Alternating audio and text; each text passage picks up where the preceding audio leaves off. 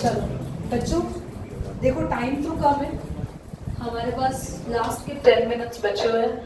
Practice में तुम लोगों ने जो जो क्वेश्चन करके दिखाया ऑलमोस्ट सारे सही है। नोट्स जो हमने लिखे हैं पोस्टुलेट्स ऑफ एबिलिटी और हीलियम नॉट फाउंड उनको शेयर कर देना।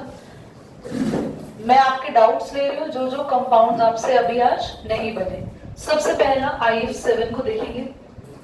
मुझे IF7 की शेप में तुम लोगों को बनानी नहीं आई होगी, अदरवाइज तुमने बाकी का सारा काम कर दिया होगा। बॉन्ड पेयर,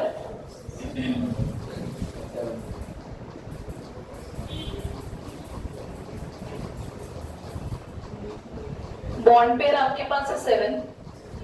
लोन पेयर के लिए आयोडीन के valence electrons plus number of monovalent atoms minus में बॉन्ड पेयर, तो ये तो 7 ही आएगा लोन पेयर। और टोटल आपके पास आया, that means 7 indicate the geometry is distorted octahedral। इसे कैसे बनाते हैं देखो,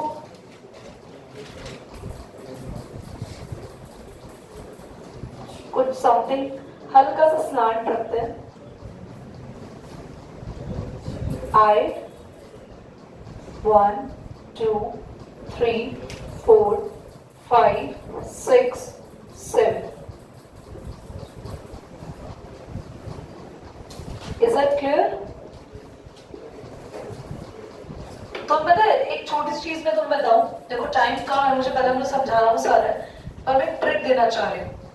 जिन बच्चों को ज्योमेट्री और शेप में प्रॉब्लम आ रही है ना, तो मैं क्लियर एक बात कहूँ ना, हमारे पास टोटल ये 7th वाले को तो काउंट नहीं करेंगे, ये तुम्हारे कोर्स से थोड़ा अलग है।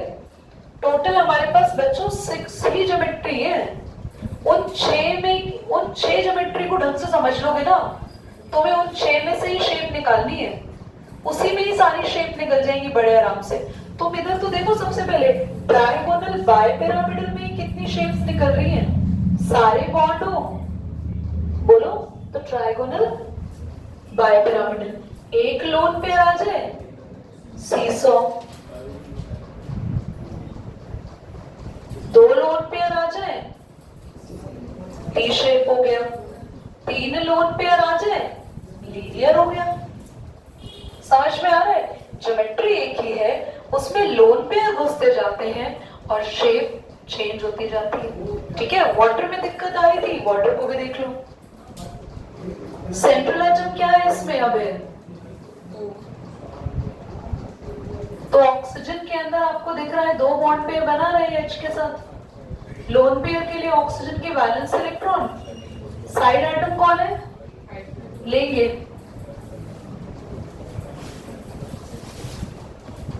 2 लोन पेयर 2 ही बॉन्ड पेयर, तो दोनों का टोटल 4 है, तो टेट्राहेड्रल ज्योमेट्री हो गई।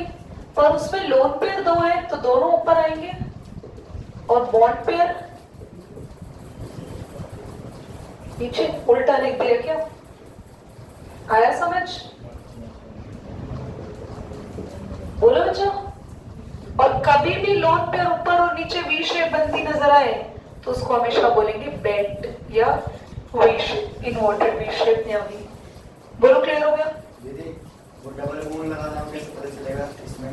देखो फिलहाल तो यहाँ पे सिंगल बॉन्ड्स ही बनेंगे, क्योंकि काउंट कर लो 1 2 3 4 5 6 7 8 से गिन लिया करो। लोन पेयर का मतलब होता है 2 इलेक्ट्रॉन, 1 2 3 4, एक बॉन्ड से 2 इलेक्ट्रॉन 5 6।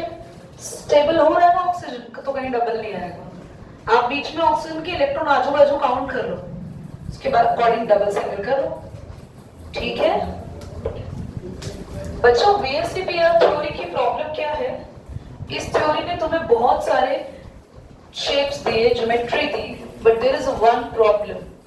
Why one problem? इसने सारी बातें आपको थ्योरेटिकल एक्सप्लेन कर दिया, इसने आपको बिल्कुल भी नहीं बताया कि बॉन्ड बने कैसे।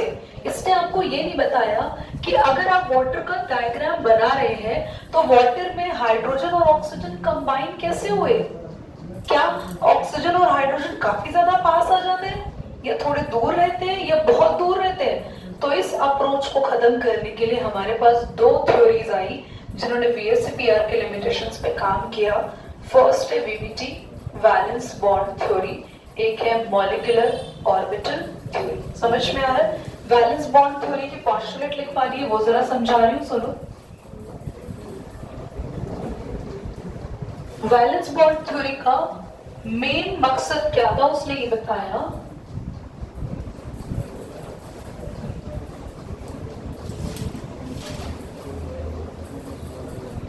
देखो क्लास प्लीज वोट पे लिख लो।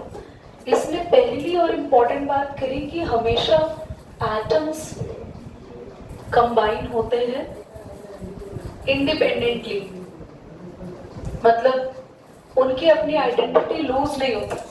H2O कंबाइन हो रहा है तो वो ऑक्सीजन को ओवरपावर नहीं करेगा हाइड्रोजन, ना ही हाइड्रोजन ऑक्सीजन से ओवरपावर होगा, मतलब दोनों एक दूसरे के कभी भी अफेक्ट को खत्म नहीं कर सकते। दूसरा, जब भी H और O, वाटर का एग्जांपल ले रही हूं, अगर ये कंबाइन हो रहे हैं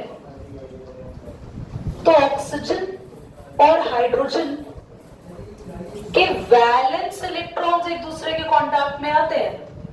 इनके अंदर के इलेक्ट्रॉन्स पे न्यूक्लियस तक कोई फर्क नहीं पड़ता, मतलब हाइड्रोजन तो है छोटा सा, उसके पास तो एक ही वैलेंस इलेक्ट्रॉन है, उस बेचारे की तो कहानी अलग ही है।